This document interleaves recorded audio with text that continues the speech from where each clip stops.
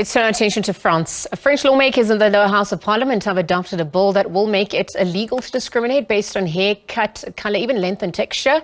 It's now headed to the Senate, where its fate is far less certain. Toni Waterman has more from Paris for us.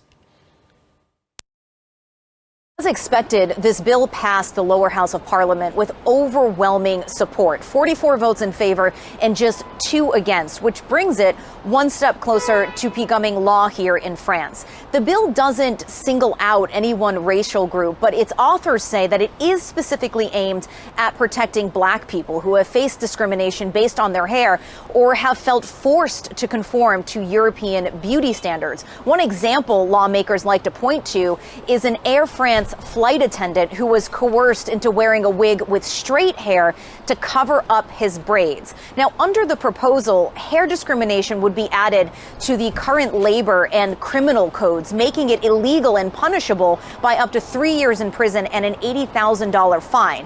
But while it sailed through the lower house, it is expected to face opposition in the conservative Senate, where some officials argue the law is unnecessary because hair is already included in a French law banning discrimination based on appearance. The bill is really inspired by the Crown Act in the United States, which is stalled at the national level but has been adopted by more than 20 states, and it bans hair discrimination in the workplace and in schools.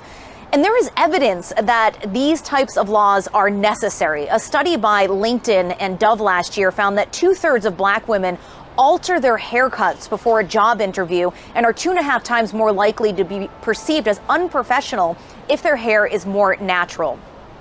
Repeat straightening also can have dire consequences. A study by the National Institutes of Health found that chemical hair straightening can increase the chances of developing uterus cancer twofold. That being said, even if this bill does become law here in France, discrimination cases of any sort are notoriously difficult to win.